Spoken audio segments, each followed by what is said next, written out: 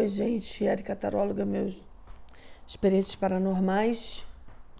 Vim aqui para mais um relato para vocês, falar de algumas coisas. Eu tenho falado abertamente com vocês sobre as minhas experiências. Vou falar uma coisa para vocês. Eu já tenho clientes, tenho 50 anos de idade, eu já trabalho há 30 anos, então já tenho gente para atender. Eu quis fazer esse canal para mostrar minhas experiências, porque eu tenho falado só com amigos e tenho amigos. Claro que não são mais de 5 ou 6, porque ninguém tem tantos amigos. Claro que a gente vai fazendo novos amigos e as pessoas vão entrando na nossa vida. Mas é claro que a gente sabe que tem né? A gente vai fazendo novos amigos e para as pessoas ficarem na nossa vida como amigo durante 10 anos, 15 anos, elas têm que seguir um protocolo, têm que respeitar a gente. Porque se perde o respeito, perde a amizade. Perde o respeito, perde a amizade.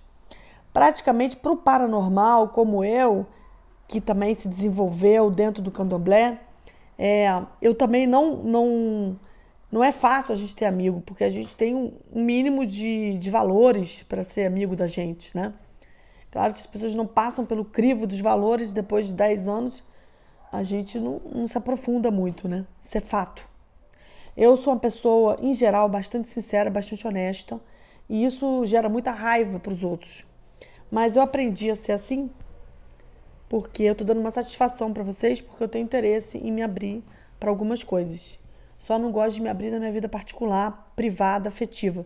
Isso realmente eu não dou espaço para ninguém. Nem cliente meu, nem gente que eu cuido, nem gente que eu atendo, assim. Isso eu não dou espaço, porque eu acho que isso é uma coisa que ninguém deve abrir para ninguém. Eu acho que é um assunto de cada um. Tirando isso, eu sou uma pessoa um pouco bastante aberta para quem se aproxima. Agora, tem algumas coisas, opiniões minhas. Primeiro, assim, não tenho interesse em ficar falando de candomblé. Assim, não vou falar, entendeu? Porque é uma coisa privada. Candomblé no Brasil tem 5 linhas e as linhas são cruzadas. E na África tem 200, só que a África inteira foi para o Brasil, dentro da condição da escravatura, que foi uma condição horrível. Só que a escravatura já existia no Egito, no século XVI. Inclusive os árabes eram escravos no Egito e eles migraram depois para a Europa. Então a escravatura é uma coisa que, além da África, também existia para os árabes e existia também na Europa.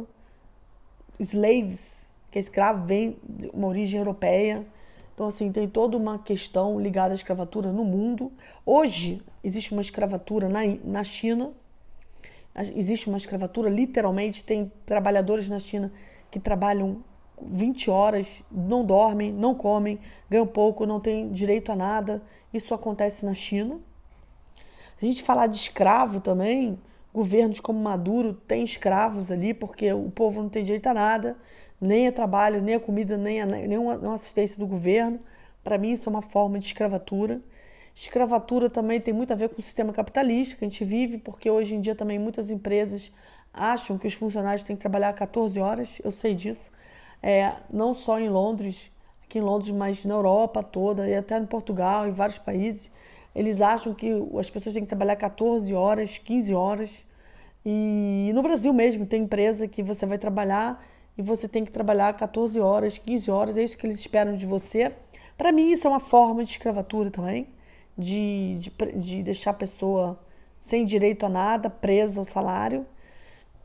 Então a gente tem também diversas formas de escravatura no mundo, como submissões de pessoas a algumas coisas. E de alguma forma o ser humano, em diversas situações, é submisso, né?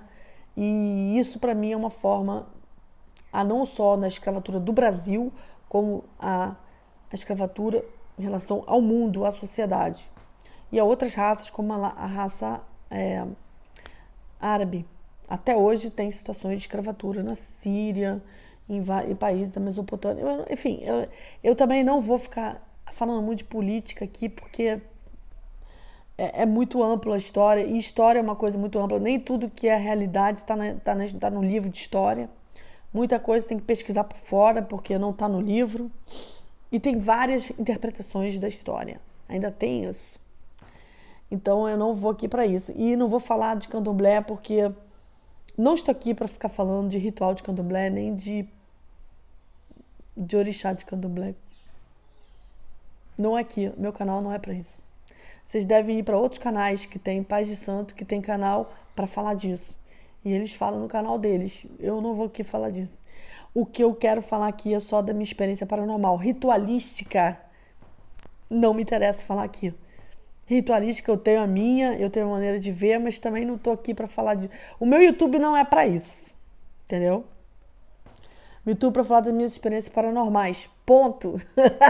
Não tô aqui para discutir nem política, nem ritualística. Se vocês são do kardecismo, parabéns. Se vocês são da Wicca, maravilha. Se vocês são de qualquer religião, católico, evangélico, parabéns, porque evangélicos são... Eu atendo muitos evangélicos, tarô, muitos evangélicos vão para o candomblé. Meu pai de santo tinha vários evangélicos lá que pediam trabalho. Cansei de ver evangélico pedindo trabalho. E mesmo no trabalho de magia, que eu já fui casada com uma pessoa, que foi meu segundo casamento, né? Casamento, de verdade, tive 4, no civil bem menos. Mas morar com pessoas, já morei com 4 pessoas, assim. E teve um casamento meu com uma pessoa muito ligada a OTO, a magia, que também não que me interessa falar o nome dele, nem expor ele, isso é um problema dele. Quem me conhece muito intimamente sabe, mas assim, é uma coisa que dificilmente pessoas que eu atendo sabem o nome dele, sabem dele, porque não falo. Tem pessoas que eu atendo há 20 anos, há 15 anos, há 18 anos. Algumas delas estão no meu canal aí, só que eu não vou expor elas também nunca. E as pessoas sabem que eu não sou de ficar expondo nem homens que fizeram parte da minha vida e nem minha religião, porque para mim é uma coisa sagrada.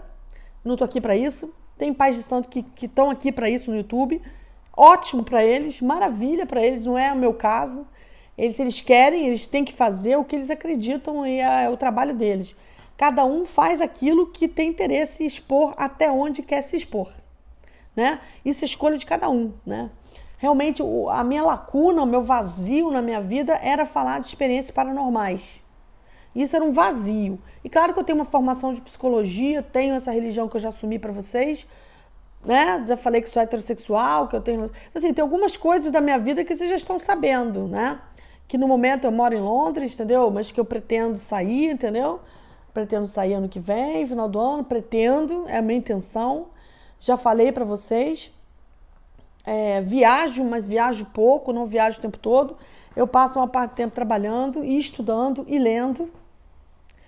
E para mim, assim, trabalho espiritual é uma coisa seríssima. Realmente a minha vida é baseada nisso há pelo menos 25 anos que eu sou baseada nisso. Eu, na verdade, procurei as coisas espirituais quando eu tinha 13 anos para 14. Eu fiz um relato no canal da EQM. Eu, com 13 para 14 anos, eu tive um problema emocional, tive um problema sério. Eu falo lá no relato da EQM, tá lá no relato. E depois disso, eu procurei lugares espirituais por mim mesma, com 14 anos de idade. Eu procurei conversar com padres, freiras, kardecistas, Umbanda, fui procurando Rosa Cruz, fui entrando no Daime, fui na Ayahuasca. Cara, eu procurei sozinha, ninguém me levou a lugar nenhum. A únicos lugares que o meu pai me levou, graças a Deus, eu agradeço a informação que ele me passou, que ele era da teosofia. Ele me mostrou os livros da teosofia. Meu pai era teosófico, meu pai era ligado a budismo, frequentei budismo Theravada, mas depois busquei o budismo tibetano, entendeu? Então eu passei por diversas religiões. Minha família de materna é de origem judaica. Procurei o judaísmo, entendeu? Procurei, mas assim, um paranormal, clarividente. O que passa, gente? O que passa? O que fez eu procurar tanta coisa? Porque eu vejo espíritos e converso com eles, não só mortos, mas como deidades. Só que até os 20 e poucos anos, até os 17, 18 anos, realmente era mais mortos do que qualquer outra coisa. E algumas entidades que eu não sabia reconhecer. Depois que eu fui para Umbanda, fiquei 6 anos na Umbanda, gente. 6 anos na Umbanda, trabalhando. Nem vou citar o terreiro, porque não vou falar. 6 anos, cara, na Umbanda. E eu botei roupa branca para incorporar na Umbanda quando eu tinha 14 para 15 anos. E minha mãe de santo, que já morreu, na época, da Umbanda, falou pra mim, Érica, você tem que trabalhar aqui. Mas eu falei pra ela, mas e os espíritos que eu vejo e converso? Tinha 14 anos. Ela falou pra mim, não me interessa. Foi bem clara. E eu tive muitas experiências na Umbanda. Muitas experiências com corporação, e com visões, e com percepções, e com entidades, e milhares de experiências. E depois fui migrar, fui procurar outras coisas, porque não me deu sustentabilidade para as macumbas que eu recebia. E o terreiro era enorme, era grande, e era um terreiro que começou em 1956 e não sustenta ninguém de macumba. Com uma pessoa que é do candomblé, que é agregado da minha família, começou a mandar macumba para mim e para minha família, meu núcleo familiar, da minha casa, quando eu tinha 14 anos. A grande experiência da minha vida foi receber macumba de uma pessoa do candomblé. E não entender o que significa isso, porque eu sei tudo sobre macumba e tudo sobre candomblé. Mas eu não vou discutir isso aqui. Só que eu recebi essas macumbas com 14 anos e sei o que aconteceu na minha casa, via os espíritos atacando, sei como eles atacam, sei quem ataca, como ataca. Ah, mas isso é uma porcaria do candomblé. Beleza, gente. O kardecismo tem um monte de porcaria. O João de Deus tem um monte de coisa errada ali. A igreja católica tem padre aí pedófilo. Tem coisa aí. O evangelho tá cheio de coisa errada ali, de matou a família e foi fazer culto. Vamos falar de podre? Podre tem todas as religiões. Todas. Todas. E todos os lugares onde tem um ser humano pode ter um podre. Porque eu já falei para vocês que existem psicopatas. E os psicopatas estão em todas as religiões, gente, todas as religiões. Tem psicopata dentista, psicólogo, psiquiatra, terapeuta, enfermeiro, médico, tem psicopata em tudo quanto é religião. Político, psicopata, ex-presidente, presidente, tudo psicopata. Assessor de presidente, deputado, senador e vai por aí, vai, empresário. Gente, vou falar de psicopata? O candomblé não está atrás de nada das outras, todas. Nada. Estão todas a pau a pau. É pau a pau. Inclusive, sei de histórias horríveis de várias religiões, porque atendo cartas. E eu sou aquela cartomante, taróloga do Rio de Janeiro, que trabalhou 10 anos com psicologia analítica, fez pós-graduação, estudou e trabalhou com supervisão, trabalhava com supervisão de outros psiquiatras e psicólogos, sempre trabalhei na reta, direitinho, com CRP, tudo direitinho, e sempre jogando tarô paralelo, não misturando as coisas, nunca misturei.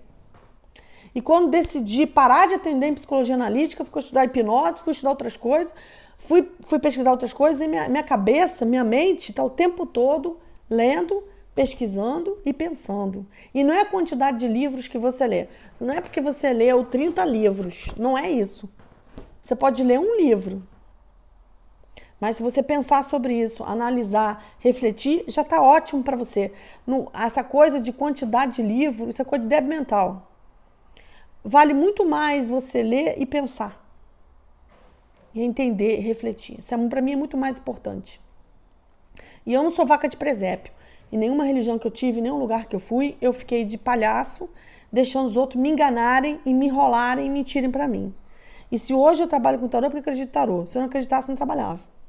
E outra coisa, quem não quer ajudar os outros, não joga tarô, não joga baralho, não joga carta, não faz psicologia, não ajuda ninguém. Porque ajudar os outros, ser enfermeiro, é para ajudar o outro. Ser pastor, ótimo, ajuda os outros. Gasta todo o seu tempo ajudando pessoas que precisam. Tem muita gente dependente química aí. É muito mais importante ficar falando mal da religião dos outros. Vocês usam o tempo de vocês para fazer o bem para os outros, porque isso está faltando no mundo. E pessoas que estão no meu canal, eu estou aqui falando das minhas experiências, eu não sou suprassumo de nada, eu tenho a minha vida, a minha trajetória, o meu percurso.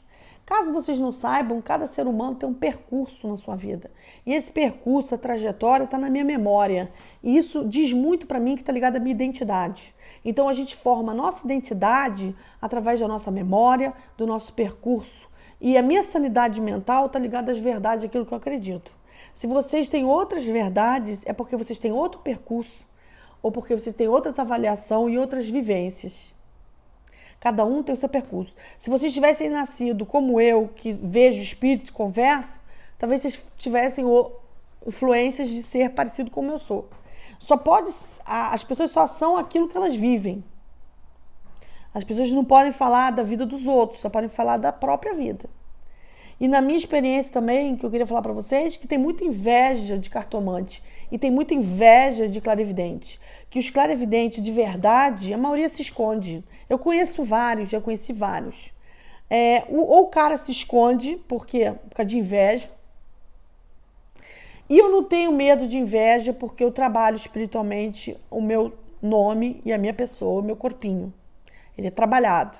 Então, eu não tenho medo de inveja. Também tenho medo de pessoas me agredirem, porque eu já tenho 50 anos de idade. Todo mundo que quis me agredir já me agrediu, já me xingou, já me infernizou, já falou mal de mim pelas costas. E outra coisa, falar mal pelas costas é o que mais acontece. Não só para mim, mas para todos vocês que estão me ouvindo. Se vocês acham que ninguém fala nas tuas costas, vocês procuram investigar. Porque, em geral, até vizinho comprou carro novo, botou uma blusa nova, botou uma roupa nova. Cara, e na Europa não é diferente. Só a Europa é só mais discreto. Mas o ser humano do mesmo naipe. Tudo igual. Agora, eu vou falar para vocês, o brasileiro é muito mais afetivo, muito mais emotivo que o europeu e que o americano. Porque nas minhas experiências com o americano e o europeu, eles são pessoas totalmente frias. A começar pela minha família, que é descendente alemão, que pessoal é muito frio. Minha família, minha bisavó, minha avó, as irmãs dela, todo mundo muito frio. A família do meu avô também, de estrangeiro, é muito frio. A família do meu pai é de português, mas assim, pessoal também não vai dizer que é uma formosura de pessoa, porque é pessoal frio também, seco e direto. E o Brasil teve essas influências. Eu acho até que a das melhores influências do Brasil foi a africana. E tenho o maior orgulho da influência africana, não só pela minha religião, para aquilo que eu acredito e guardo para mim, que é demonizada, como também eu sei que evangélico também é demonizado e sei que o católico também está sendo demonizado. Todo mundo está sendo demonizado, se bobear. Agora, o africano é a melhor coisa que aconteceu no Brasil. O Brasil com a comida, com a feijoada, com a pipoca. Tem um monte de comida no Brasil que tem influência africana. E graças a Deus o brasileiro só é afetivo e amoroso por causa dos africanos. Isso, eu bato palma de 1000 a 1.000.000. Se não fossem os africanos, os brasileiros seriam as pessoas mais frias do mundo. Porque se fosse pelos alemães, pelos italianos, pelos portugueses e pelos japoneses, que são pouquíssimos, muito poucos, o Brasil seria os seres mais frios da face da terra. Nem sorriam. Os brasileiros são emotivos por causa dos africanos. Eu tenho certeza absoluta, porque a África é super emotiva. E os latinos também, os mexicanos, os colombianos são pessoas super afetivas, bolivianos. Eu acho os africanos super afetivos. São afetivos, são emotivos. A música deles são super emotivas. Eles têm essa coisa emotiva, entendeu? Tem essa coisa humana. E, na verdade, são as pessoas mais humanas que eu já vi. E os africanos são super humanos, não só aqui em Londres, mas em Portugal também. Você vê que eles são as pessoas mais humanas, mais povo humano, caridoso. Você conversa, vai conversar com um africano em Portugal, eles vão conversar com você muito.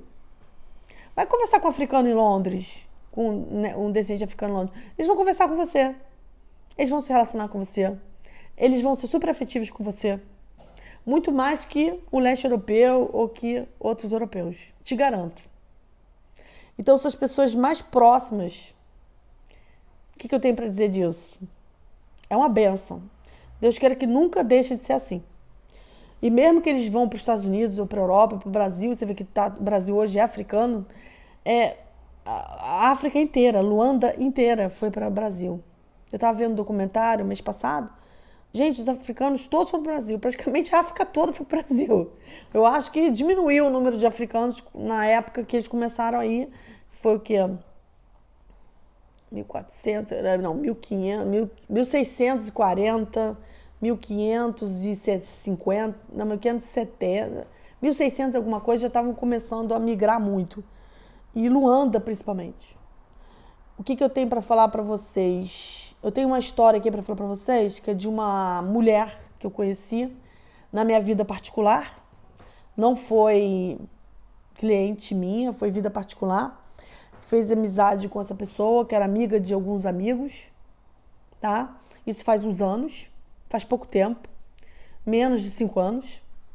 E uma pessoa super culta, que tinha conhecimento, tinha viajada, passava a ter uma super dignidade, bem vestida, boa aparência, tomava banho, né, se arrumava, tinha uma coisa assim de parecia... Que a gente pensa assim, que se arruma não é por causa de status, é que parece que tem uma sanidade mental, né? Que a pessoa se arruma, toma banho, penteia o cabelo, faz maquiagem, então você pensa assim, aquela pessoa ali porque a gente pensa que realmente pessoas muito desequilibradas, às vezes não toma banho, não penteia o cabelo, não se arruma porque ou tá com depressão, ou tá muito perturbado, então eles não têm essa coisa de se arrumar, de se organizar. E ela tinha essas características, ser uma pessoa que se arrumava, se organizava, verbalizava bem, e era bem relacionada, tinha uma formação toda. Me aproximei dessa pessoa e aos poucos convivi um pouco na casa dessa pessoa e eu tive uma experiência pesadíssima como paranormal na casa dessa pessoa, convivendo com algumas coisas e conhecendo algumas pessoas que ela se relacionava. E o marido também. Primeiro eu comecei a perceber que eu quero passar isso, que ela tinha uma coisa de chamar filhos de amigos e de conhecidos para casa dela para passar a noite. Antes dela chamar essas crianças para casa dela para passar a noite, ela fazia amizade com essas pessoas e fazia favores. Favores, porque é uma pessoa muito bem relacionada, muito articulada, então ela fazia muitos favores para as pessoas e estava sempre ajudando as pessoas, muito solícita. E em troca, ela pedia para as pessoas deixarem os filhos passar, algumas crianças vamos supor assim, de 6 a 9 anos de idade, passarem a noite na casa dela, ficarem na casa dela, para ela fazer recreação com a criança. Ela adorava fazer recreação com a criança. E ela falava essas coisas para mim, ia falando, quando de repente ela apresentou uma das crianças que frequentava a casa dela, que ia de vez em quando na casa dela e passava um tempo na casa dela. E ela apresentou essa criança para mim e, assim, eu estava me relacionando com ela socialmente, na minha vida pessoal. E, de repente, como eu estava assim, meio desligada, porque eu falei para vocês, você conhece uma pessoa, ela é educada, gentil, afetiva, bem relacionada, tem estudo, tem conhecimento, tem cultura, o que você faz? Você não questiona muito. Nem eu, nem vocês, nem ninguém. Né? Em princípio, a gente vai se aproximando, a gente vai conversando. Mas eu me relaciono com pessoas simples também e não sou ligada nessa coisa de que tem que ser muito articulado e tem que ter isso. Eu não sou esse tipo de pessoa. Não sou eu. Mas ela tinha essas características. Eu me relacionando mais pelo lado humano das pessoas. Isso é o que mais me interessa. Ela me apresentou uma das meninas que ela frequentava a casa dela por acaso um dia, em algum lugar, em outro que estava.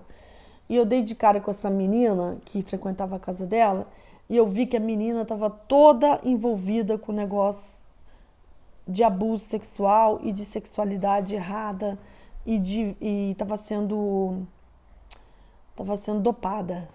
Tinha essa coisa de dopação. Olhei para a garota e vi a garota completamente desestruturada. E aquilo me acendeu um alerta. E o que eu posso dizer é que essa pessoa que eu conheci, ela tinha umas atormentações espirituais, mas eu não estava ajudando em nada, porque estava começando a conhecer ela, não ajudava nisso. Só fui indicando coisas que ela poderia fazer, banhos, coisas que ela poderia fazer. E ela era muito atormentada espiritualmente. Tinha muitos ataques noturnos dentro de casa. Aparecia muitos espíritos atacando ela à noite, quando ela dormia. Ela e o marido, eles sentiam ataques de espíritos muito sombrios. Até então estava ouvindo, estava vendo, mas era nível social, estava ali, entendeu? E de repente aparece essa criança que tem mais ou menos 8 anos de idade, com essas características de abuso, de dopação e de agressão sexual. E aí eu me liguei na criança, eu percebi a coisa, dei um alerta absurdo isso pra mim. Eu cheguei pra pessoa e falei, você sabia que essa criança, ela é muito abusada sexualmente, ela foi muito dopada e ela tem muitos problemas? E aí a pessoa entra com aquele olhar de ódio pra mim, com aquela raiva descomunal, entendeu? E fala pra mim, você é meio louca e você vê coisas onde não tem. E aí começou com ódio. Começou a vir o ódio. O ódio. E aí aquilo me chamou a atenção, porque eu falei, por que tanto ódio desse meu comentário? Ela devia estar preocupada com o que eu falei. Porque eu percebi isso na criança, comentei com ela, ela sabe que eu sou paranormal. Por que ela vai ter amizade com o paranormal? Pra quê? Por que uma pessoa vai fazer amizade com o paranormal? Não faça. Gente, não faça, não seja. Faça sua consulta e tchau, porque não dá, entendeu? Não dá, entendeu? Não me interessa em avaliar a vida sexual dos outros. Ao contrário, eu acho que tem mais que pessoas transar, ter sexo, ter vida sexual ativa. Se a pessoa é monogâmica, é maravilhoso. Se for bígamo também, olha, de coração, quem sou eu para falar alguma coisa? É o problema da pessoa, é a vida da pessoa, ela faz o que ela quiser, entendeu? Eu vou me preocupar se ela tá bem, se ela tá mal, alguma questão emocional, o que me interessa? Eu não tô aqui para ditar regras, porque cada um tem a sua religião, cada um tem a sua escolha de vida. Agora, realmente eu vou comentar negócio de sexo grupal, porque eu já atendi um monte de gente. Gente, é gente carregada, né? Carregada, né? E quem fuma maconha, legal. Não, gente carregada, né? Eu já atendi milhões de maconheiros, mas assim, tá todo carregado, né? Todo virado e tudo cheio de problema. E daqui a pouco tem depressão, daqui a pouco tá tudo confuso, dá tudo errado, dá tudo pra trás, sabe? É sempre assim. Mas assim, eu tô lá vendo, eu tenho paciência grande, porque eu já atendi maconheiros assim, anos, com tarô. E só vendo a pessoa dar pra trás, andar pra trás, andar pra trás. Mas assim, quer andar pra trás? Anda pra trás. Quer ter caminho fechado? Fica o caminho fechado. Eu tô jogando tarô. Quer me pagar tarô pra eu ver isso? Eu vou falar isso. Eu vou falar o quê? Eu vou falar, não, eu vou mentir? Não vou mesmo. Mas de jeito algum. Porque graças a Deus tem gente pra atender. E tem gente que confia em mim. E eu não tô 30 anos aqui sobrevivendo à toa. E aí essa louca começa a me agredir, fica super agressiva e o marido também incomodadíssimo. Aí começam a querer me diminuir, não, porque não, esse negócio de clarividência, eu já conheço. Quando você se sente ameaçado pelo clarividente, você quer diminuir, botar pra baixo e detonar. Porque o clarividente vai saber quem é assassino e quem é pedófilo. Cara, pode demorar 3 meses, mas você vai saber. Só que, assim, eu não trabalho pra polícia. Eu não vou falar com a polícia, porque eu não quero me envolver com gente mafiosa, porque eu descobri que esses pedófilos tudo anda em grupo e tudo troca foto. Então, eu não estou interessada em misturar com essa gentalha criminosa. Então, o que aconteceu? Os dois começaram a vir para cima de mim, me agredir, me desmerecer e me desmerecer com todo mundo que me conhecia. E aí eu fiquei alerta, aí eu comecei a ver. Aí comecei a ver, pesquisar umas coisas, descobrir umas coisas e batata, gente. Só vou dar um exemplo para vocês, por favor, fiquem atentos. Pessoas acima de 25 anos, 23 anos, que têm interesse em levar os filhos dos outros para casa dela para fazer recreação. Porque eu adoro criança. Eu quero criança na minha casa, porque eu amo criança. Cuidado. Pessoas com 25, 30, 40 anos que adoram adular as pessoas, fazer favores, ser boa, resolver a vida das pessoas, fazer tudo pelas pessoas, para depois falar assim, deixa seu filho passar uma tarde aqui na minha casa. Deixa seu filho dormir aqui na minha casa, vai ter outra criança. Olha, eu convidei ele e outras crianças. Cuidado! Porque aí tem. E tem feio. Cuidado. Mas a pessoa é casada. Mas o marido adora. Entendeu? Tipo assim, não, mas a pessoa tem vários amigos, a pessoa é isso, a pessoa é formada, a pessoa é pedófila. A pessoa é pedófila. Só que a pessoa não vai falar pra você, olha, eu sou pedófila. Não vai falar. Pode ser mulher, Pode ser homem, mas pode ser mulher também. Fica achando que pedófilo é só homem, não. Não, não, não, não, não, não, não. Cuidado com pegar filhos dos outros para casa dele. Ah, mas me ajudou tanto. Olha, fez tanta coisa para mim, resolveu tanto problema da minha família. Nossa, pessoa tão boa porque ela mostra que é boa. Olha, eu sou boa porque eu faço isso aqui, isso aqui, isso aqui. Beleza, mas você pode emprestar teu filho para minha casa? Que eu tô precisando botar uma criança aqui para brincar.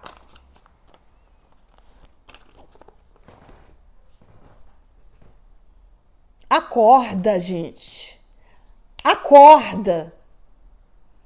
Acorda. As pessoas quando pegam criança, elas dopam. Elas dopam. A criança não lembra de nada. E tudo pode acontecer. Inclusive vender fotos em outros lugares. Por quê? Tem muita gente que quer essas fotos. E vale muito dinheiro.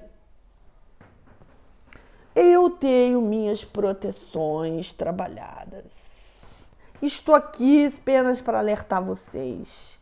Que na minha trajetória de vida pessoal, profissional, social, né, no mundo, eu já vi muita coisa porque eu não vejo só com os dois olhos. Claro que um policial já viu muita coisa. Um médico já viu muita coisa. Porque o médico que fica dentro do hospital atendendo a emergência, ele já viu de tudo na vida dele. Um assistente social já viu muita coisa. Que entra numa favela, que convive com pessoas que estão com problemas seríssimos de estrutura, de família, de ausência paterna. Um carcerário da presídio, inclusive eu tenho casos para trabalhar para você trazer, que eu já atendi também, de casos sobre isso, já viu muita coisa na vida dele. Uma pessoa que mora em comunidade já viu muita coisa, já atendi muita gente de comunidade do Rio de Janeiro e também de São Paulo. Enfim, muita gente já viu muita coisa, não sou só eu que vi muita coisa, entendeu? Muita gente, não sou a única pessoa do mundo que viu muita coisa. Tem milhões de pessoas no mundo. Quem trabalha na Cruz Vermelha já viu muita coisa. Quem faz projeto para a ONU já viu muita coisa. Eu já conheci missionários evangélicos, também já viram muita coisa, que viajam o Brasil todo, vai para tudo quanto é lugar, já viram muita coisa. Então, eu só quero que vocês já abram o olho para essa bondade grande e esses favores de criança passar a tarde aqui. Não, mas eu não vou estar sozinha, vai estar meu marido, vai estar outra criança e vem uma amiga que me visitar. Ah! Cuidado, gente. Só falo isso, porque foi um caso assim arrebatador. Quando eu comecei a pesquisar e comecei a ver e falei com pessoas e vi coisas, gente, eu vi que o histórico de crianças desse casal e dessa mulher é muito grande. Inclusive ela põe vídeos também na internet com crianças. Sempre brincando com criança. E isso atrai outras pessoas. E tem uns sinais que eles falam entre eles. Os pedófilos, eles têm sinais entre eles. E eles fazem sinais para descobrir que ele tá naquele movimento. E eles se unem, se relacionam. Isso vira uma verdadeira rede. Bom, o que eu sei politicamente sobre isso? Que nos Estados Unidos tem uma cidade, vocês podem pesquisar isso, acho que o nome é Amber. Depois eu vou pesquisar o nome exato, de um partido político que já foi aceito pelos Estados Unidos. Uma cidade onde homens de a partir de 40, 50 anos, 30 e poucos anos, podem se relacionar com os garotos de 11 anos, 12 anos. Eles dão presentes e podem ter relação sexual com consentimento dos pais. É uma sociedade que se criou, que eu vou lembrar o nome, acho que é Amber. Vocês podem ver aí, vocês devem saber. E isso já está rolando, já está rolando há 10 anos nos Estados Unidos. O que aconteceu? Pessoas muito ricas, milionárias, se uniram, advogados, e criaram uma sociedade onde a gente pode ter sexo consentido com a família da criança, que praticamente vende aquelas crianças ali para presentes dos mais velhos. Isso já está acontecendo nos Estados Unidos, isso já está rolando e ninguém consegue mexer nisso porque envolve advogados, envolve deputados, senadores que estão dando apoio para isso, porque envolve dinheiro. A mesma coisa, Amsterdã já tem um partido pedófilo que fala da relação entre crianças com adultos. E já tem esses partidos pedófilos também na Alemanha. Então, assim, se esses movimentos políticos aumentarem, o que as pessoas querem? Que crianças de 10, 9, 8 anos possam ser seduzidas por adultos para ter vida sexual. Que tipo de vida sexual? Favorável para o adulto. Porque uma criança de 8, 9 anos, 10 anos não está procurando sexo. E uma criança de 12 anos, se tiver instinto sexual, cabe a ela decidir como ela vai desenvolver isso, mas de uma forma restrita, porque tem os pais dela, ela tem que ter educação dela, ela tem que terminar o segundo grau. Então você não pode estimular isso numa criança, nem no adolescente. Nem no adolescente. Agora, você já tem partidos políticos sobre isso. Eu, como sensitiva, já cruzei com vários pedófilos. Vários. Só que esse caso que eu tô trazendo para vocês, eu tô trazendo porque era um casal super bem apessoado, uma pessoa que tem conhecimento, que tem amigos, que tem vida social, que tem boa aparência, que tem estudo, que tem toda uma atitude boazinha, resolve tudo para os outros, ótima para as pessoas, maravilhosa, mas adora recreação com criança na casa dela sem os pais estarem juntos. É assim, é uma desculpinha, uma organizaçãozinha para a criança ficar. Está com muitos problemas, está com obra em casa? Deixa comigo 2 dias. Você está precisando sair com o teu marido, porque você está sem muito tempo sair? Deixa comigo essa criança a noite toda e sai com o teu marido. Você está precisando viajar e está querendo resolver um monte de coisa? Deixa a criança comigo. Você me deixa ela aqui sábado à noite, sai com o teu marido para jantar, deixa aqui na minha casa que a gente vai recriar ele aqui, vai fazer umas brincadeiras aqui, que eu amo criança. Ah, eu não tive filho, eu gostaria de ter uma criança. Ah, eu tenho um filho, mas eu quero ter outras crianças aqui para brincar com meus filhos. Tudo fica de olho, gente. Fica de olho. Só isso que eu falo para vocês. Porque esse casal, houve assim, eu bati de frente, eu verbalizei, me ameaçaram, óbvio, mas eu falei, eu tô percebendo, eu sei o que tá acontecendo e eu vou. E estou alertando para vocês porque não foi o único que eu vi de casal. Já vi homem tendo relação com filho de 5 anos, a mãe sabe, atendo de tarô, de carta, falo para a mãe fala para mim, mas ele tem um cargo altíssimo, sustenta a casa, me ajuda, é um ótimo pai. Isso deve ser um problema que eu vou trabalhar com ele. Enquanto isso, ele está fazendo horrores com aquela criança. E a criança já está com depressão infantil, com vontade de suicídio e com certeza pode se tornar um grande dependente químico. Um grande chance. A mãe está nem aí para nada. Está preocupada com assuntos mais triviais. Então, já me deparei com essa situação várias vezes no meu atendimento. E o ser humano assusta mesmo, gente. O ser humano assusta. Pessoas que têm raiva de mim me agredindo porque eu sou paranormal, sou sensitiva, eu já sei também por quê. Porque tem medo. Medo de mim. Entendeu? Mas assim, primeira coisa, não vou pra polícia. Não estou preocupada em prender pessoas, senão eu ia já trabalhar na polícia, já ia receber logo um salário altíssimo e ficar trancada para prender logo uns 100 mil, entendeu? Mas eu não vou fazer isso. Meu trabalho não é esse, porque eu acho polícia um trabalho pesadíssimo, lida com muita ameaça e os policiais vivem risco de vida. Altíssimo. Vamos falar a verdade. Eles não ganham tão bem pro risco de vida que eles se colocam.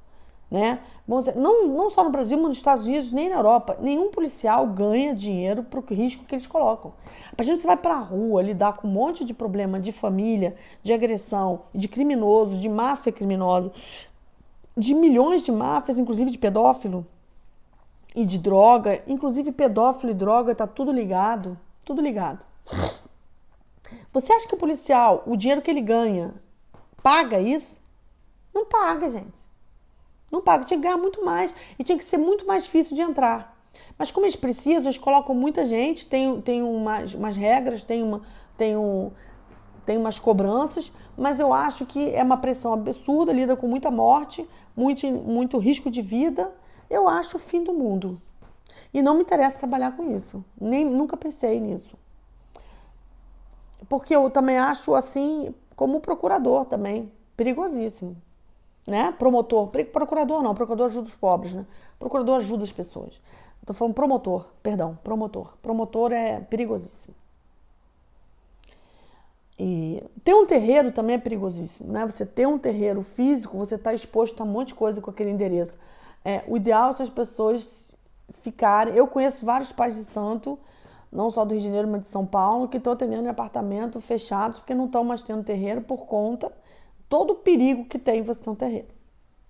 Até de assalto, de invasão, de agressão, sabe, de um monte de coisa, entendeu? Então, assim, já muitas coisas as pessoas se protegem. Isso é um dos motivos que eu já estou atendendo online, só online há muito tempo. E até psicólogos aí estão atendendo online agora para se proteger também, porque o psicólogo também fica em risco com um monte de coisa, se ele tem um consultório também, tem um endereço. Porque ele também recebe um monte de casos de coisas estranhíssimas, pesadíssimas, que ele fica como testemunho e cúmplice. Então não é brincadeira, né? E ele também não pode, em princípio, ir para a polícia. Bom, em princípio não pode, pelo código de ética, deveria, mas ele tem risco, seríssimo. Né? E é uma escolha dele se ele vai se colocar em risco ou não. E esse caso, eu só percebi que esse casal era pedófilo por conta da garota que eles me apresentaram, que era ligada à história deles, que essa garota estava frequentando a casa deles há 2 anos. E a garota estava toda ferrada de cabeça. Quando eu olhei para a garota, ela estava toda insegura, toda louca. Engraçado é que a mãe dela, o pai dela, a família dela não percebia nada, porque ela era dopada. Ela não sabia, não lembrava de nada que acontecia. Eu percebi isso claramente, como clarividente. E outra coisa é que a família não sabia de nada porque eles ajudavam a família o tempo todo, faziam tudo pela família. Por que, assim, vamos pensar, por que alguém é tão bom assim? Por que alguém é tão bonzinho assim? Vamos verificar se a alma é boa ou se tem uma segunda intenção? Porque uma pessoa pode ser muito boa, muito generosa, mas vamos verificar se ela tem alguma intenção macabra. É bom verificar. E a única forma de verificar é conviver, observar e ver as intenções das pessoas. Se é realmente ajudar os outros, querer o bem do outro, ou se tem uma intenção macabra escondida.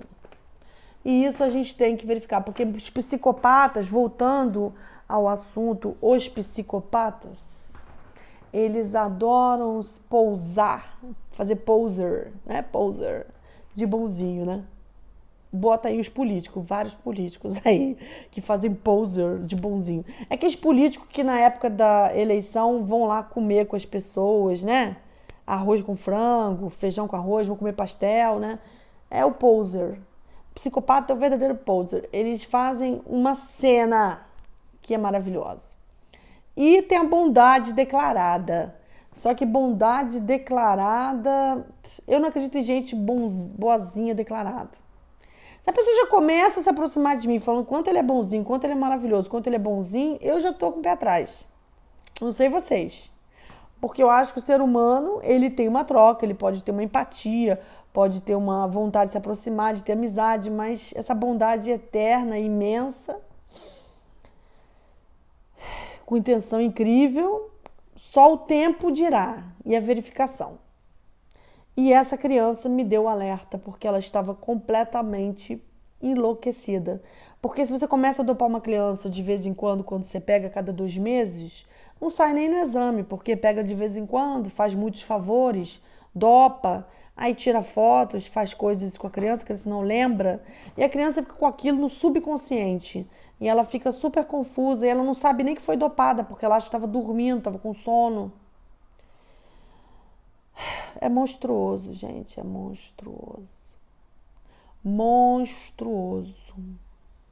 Vamos cuidar das crianças e vamos se cuidar e cuidar das pessoas da nossa família que a gente gosta. E dos amigos que a gente gosta também, se puder. Não cuidar como se fosse uma obrigação, mas olhar por eles, né? Olhar e conversar e dar apoio. Obrigada. Às vezes dar apoio para uma pessoa ajuda muito a vida do outro. Muito obrigada.